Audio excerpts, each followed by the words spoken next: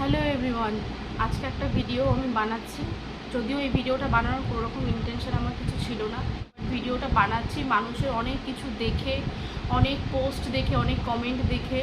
তো পরে পোস্টগুলো তোমাদেরকে আমি দেখাচ্ছি। তো আগেই বলি, তোমরা অনেকেই জানো যে, অনেকে বলতে সবাই জানো যে যে ব্লগার সায়নী চক্রবর্তী ও আর নেই আমাদের মধ্যে, ঠিক আছে। এবার আমি এর আগে অনেকে মারা গেছে, অনেক ব্লগার মারা গেছে, বা কেউ সুইসাইড করেছে, বা কেউ কিছুভাবে মারা গেছে।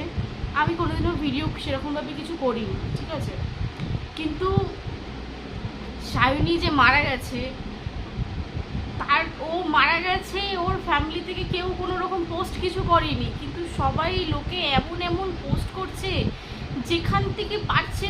যদি কোনো জায়গায় দেখাচ্ছে যে সব নিয়ে যায়, যে সবের গাড়িগুলো, যেখানে দেখছে ভিডিও সেখানে বাস ক্যাপশন লাগিয়ে দিচ্ছে সায়নী চক্রবর্তীর শেষ যাত্রা। কেন কেন আমার এটাই প্রশ্ন। কারণ তোমরা এই ভিডিওটা করে করছো, এইসব করছো সামান্য ভিউজের জন্য। ফটো নিয়ে রিলস বানাচ্ছ, মাগো আমি আর নেই, তারপরে এই সব ফেক নিউজ, যার যেমন ইচ্ছে সেরকম বলছো। কেন করছো এরকম তোমরা? আজকে সত্যি বলতে, যেই মেয়েটা আমাদের মধ্যে নেই, এই খবরটা আমি বৃহস্পতিবার দিন রাত্রেবেলা 3:30-র সময় জানতে পেরেছি। আমি বিশ্বাস করো, আমি শুনে অবাক হয়ে গেছি। আমি যে হতেই পারে না, এটা কি করে পসিবল? কারণ এত ভালো মেয়ে, এত ভালো ফ্যামিলি, কোনো সমস্যা নেই, কিছু নেই, সে এরকম কিছু কেন করবে, তাই না? সেদিনের পর থেকে আমি জানি না কেন, আমিও তাকে পার্সোনালি চিনি না, জানি না। আমি তার ভিডিও দেখি, ঠিক আছে। এবার সবার ভিডিও যদি আমি স্কিপ করে যাই, কারো ভিডিও, কিন্তু এই ভিডিওগুলো আমি কখনো স্কিপ করিনি, আমি দেখি। আমি বিশ্বাসই করতে পারছি না। কালকে আমার এত কষ্ট হচ্ছে যে ঠাকুর এত ভালো মেয়েটাকে কেন নিয়ে গেল? কি এমন পরিস্থিতি হয়ে গেল যে মেয়েটা চলে গেল? ওর মায়ের কি হবে? কারণ ওরা ভিডিও বানায়, তো ওরা ভিডিও বানায়, তো ওর সাথে একসাথে ভিডিও বানায়। যখন ওর ফেসবুক খুলছি, ওর ভিডিওগুলো আমার সামনে আসছে। আমি খালি একটাই জিনিস ভাবছি, এত ভালো মেয়েটা কেন এরকম কিছু করলো? যেখানে ওর পুরো ফ্যামিলি, ওর সবটা ওর সাথে আছে ফ্যামিলি, তারপরেও কেন এরকম করলো? কালকে সন্ধ্যেবেলা একটা ফটো দেখলাম যে ও মানে ও মারা যাওয়ার পরে একটা খালি এতদিন মুখের একটা ফটো। এত খারাপ লাগছে আমার।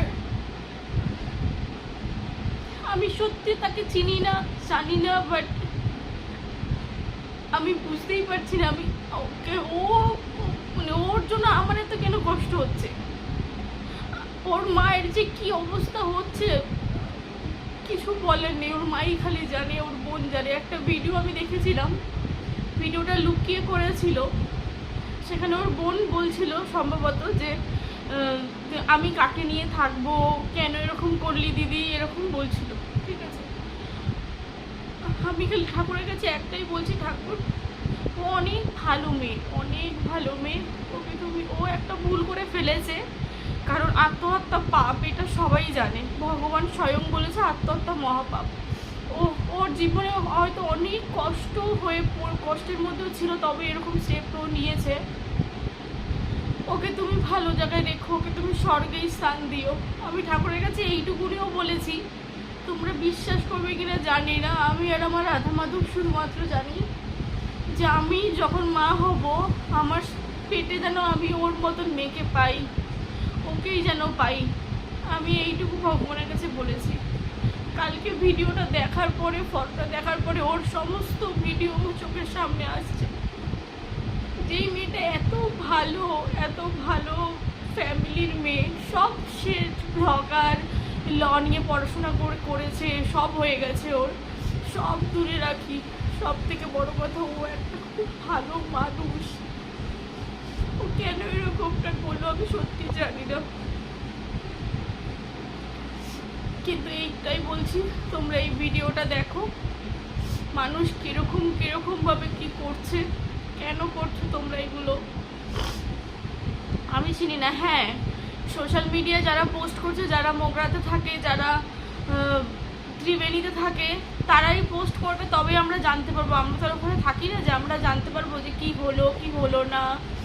কিন্তু কিন্তু এর মানে তো এটা না না যে সোশ্যাল মিডিয়া আছে বলেই সবাই পয়সা ইনকাম করার জন্য, টাকা ইনকাম করার জন্য যেমন পারছে ফেক নিউজ বানিয়ে রাখছে। এটা তো ঠিক না। সেই মায়ের কোলটা খালি হয়েছে। খালি একটাই কথা তোমাদেরকে বলার আছে যে প্লিজ এরকম কোনো ফেক ভিডিও বানিও না, ঠিক আছে? ওর মাও অনেককে দিয়ে, যারা ওর চেনা জানা তাদেরকে দিয়ে বলেছে যে তোমাদেরকে বারণ করতে। আমিও সেই ভিডিও দেখেছি। তোমরা প্লিজ এরকম কোনো ভিডিও বানিও না। আর তোমরা অনেকে হয়তো বলবে তাহলে আমি কেন আজকে ভিডিওটা বানাচ্ছি। আমার যদি ইনকাম করার বা টাকা ইনকাম করার বা ফেমাস হওয়া, ভাইরাল হওয়া যদি ইচ্ছে হতো, আমি বৃহস্পতিবার দিন রাত্রে 3:30 সময় জানতে পেরেছি, আমি তারপরেই ভিডিওটা বানাতাম। এত কিছু আমি ফেসবুকে দেখছি, এটা ওটা সব বানিয়ে রয়েছে। আমি সেই জন্য আজকে ভিডিওটা বানালাম। এটাই খালি বললাম যে প্লিজ তোমরা এরকম ভিডিও বানিও না। আর একটা কথা, কার জীবন কতটা রয়েছে কেউ জানে না। আজকে তোমার সাথে আমার সম্পর্ক আছে, কালকে যখন আমি মরে যাব বা তুমি মরে যাবে, তোমার সাথে কিন্তু আমার কোনো সম্পর্ক থাকবে না। 2 দিন কাটবে, তারপর যে তার মতন। খালি এইটুকুই বলার, যার সাথে যার যেমন সম্পর্ক আছে, যেমন যা সম্পর্ক, প্লিজ সেই সম্পর্কটাকে আগে প্রাধান্য দিও, তারপরে সব কিছু। কারণ সায়নী এত ভালো মেয়ে, ওর মা, ওর বোন সবাই এত ভালোবাসে ওকে, এত সাপোর্ট করে ওকে, মানে এত সুন্দরভাবে। তারপরে ও এরকম কেন স্টেপ নিল আমি সত্যি জানি না। আমি কোনো রকম কমেন্ট পাস করতে চাই না ওকে নিয়ে। আজকে 3 দিন হয়ে গেল, যেহেতু অপঘাতে মৃত্যু, কালকে সন্ধ্যাবেলা একটা কাজ দেখলাম, হয়তো ওরা ওখানে কাজ করছে। সন্ধ্যাবেলা একটা ফটো দেখলাম যে ও আমাদের এইটুকুই বলে, যার যেখানে যা সম্পর্ক আছে সব কিছু ভুল ভ্রান্তি, রাগ, হিংসা, ইগো সব সাইডে রেখে নিজেদের মানুষকে, যারা তোমাদেরকে ভালোবাসে, তোমরা যাকে ভালোবাসো, সম্পর্কগুলোকে আগে প্রাধান্য দাও। এইটুকুই বলার। কারো যদি ভিডিওটা খারাপ লাগে ক্ষমা করো।